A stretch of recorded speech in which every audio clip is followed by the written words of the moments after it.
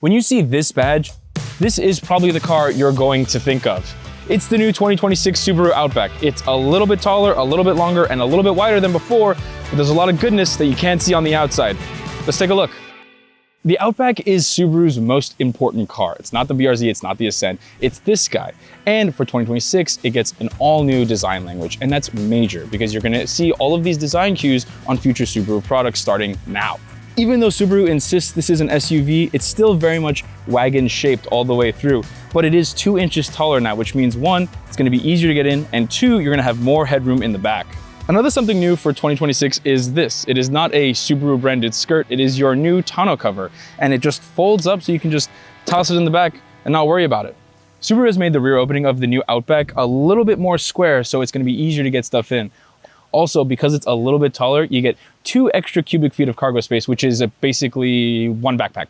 Also, this new tonneau cover, there are magnets on the side, so if you have a big box that you need to put in here, you can just boop, push right through, and you don't have to worry about moving the tonneau cover around. Nice and easy.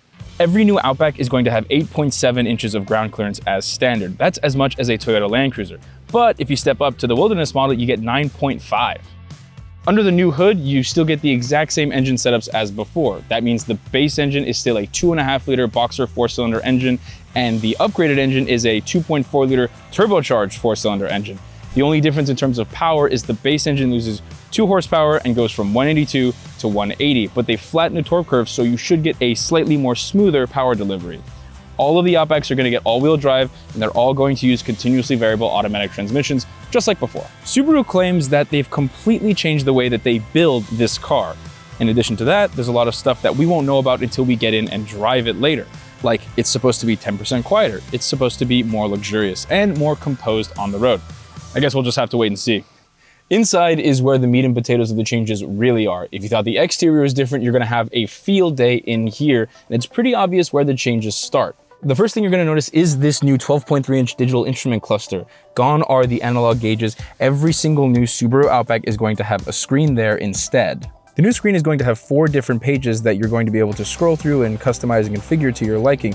There's also a calm screen that doesn't have much in the way of information on it at all. I think most people are probably going to settle on this one, but it's a nice option and something that Subaru hasn't had before. The big news is that Subaru brought back physical climate controls. Thank you so much, Subaru. Look at all these buttons to play with. I'm so happy because it means you'll be able to adjust the fan speed or the temperature while you're on the fly without taking your eyes off the road. The other big news is this new 12.1-inch center display. It's backed up by a Snapdragon processor and it's running a version of Android Automotive. Remember, the old Outback screen was not that clear and very laggy to use. This is a huge improvement already, and we're really liking what we're seeing so far. When you think about Subaru, you probably also think about safety, and they haven't skimped out here.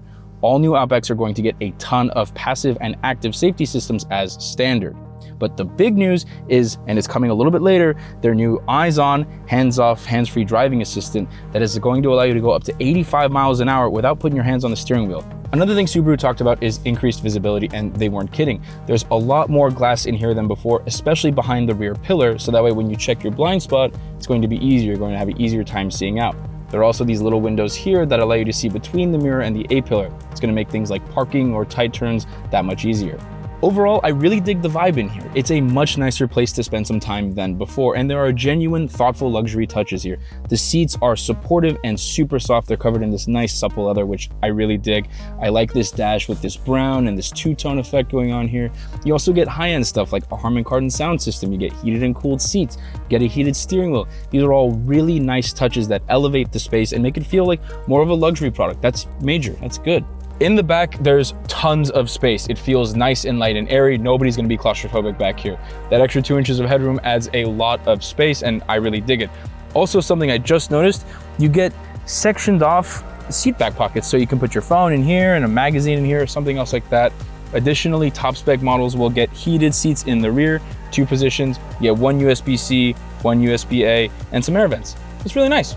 Something that Subaru made a point of saying was how big the door bins are on all 4 doors of the Outback. All of them will be able to fit a 32-ounce bottle of water, and they're carpeted, so if you have a metal bottle in there, it won't be banging around making too much noise. It's a nice touch. Subaru was never going to launch a new Outback without a new Wilderness model, so here it is.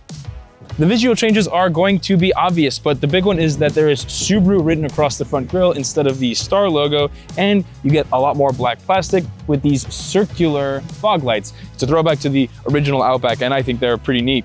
You're also going to notice you get different wheels, different tires, some more black plastic body cladding so that way you don't damage your paint, and 9.5 inches of ground clearance. That's a lot more than the standard car, but you're gonna take this thing off-road, so it's kind of necessary. For 2026, all Outbacks are also going to get ladder-type roof rails with a 800-pound static load capacity. That means that you can put something like a big roof tent up here and stay the night. These are all of the things Subaru says you can put on top of an Outback in 2026, including a small shark. How do you know you're in a wilderness? This is how. There's some gold trim on the steering wheel, some gold stitching on the wheel rim, and this little gold accent on the gear selector. But there's a couple more things that they've thrown in here that I think are really neat. One feature I really think wilderness buyers are really going to enjoy is the vast array of camera views that you have in the wilderness. All of the Outbacks are going to get all of these cameras, but it's going to help you a lot more off-road, especially if you're on a particularly narrow trail. You get to the cameras by pressing this button down here, and you cycle through all of them on the screen. They're crispier in resolution, they're easier to see, and they're going to help you a lot as you navigate trails. Last thing I'm going to talk about in the wilderness is something that will be on all other Outback models too, but I think wilderness owners will take better advantage of it, is X mode. It's activated by this button on the steering wheel, and basically it's just a default program for the stability control that allows you to go through snow or deep mud or ruts that much easier. The Outback is Subaru's bread and butter. They really can't afford to mess something like this up, but based on my first impressions, it looks like a market improvement over the current car. Expect this thing to start at around $32,000 when it goes on sale later this year, but it will go all the way up to around $47,000 for a top spec Touring XT model like the one you're looking at. And since you like car stuff as much as we like car stuff, don't forget to like and subscribe to the Edmunds YouTube channel. We'll see you in the next one.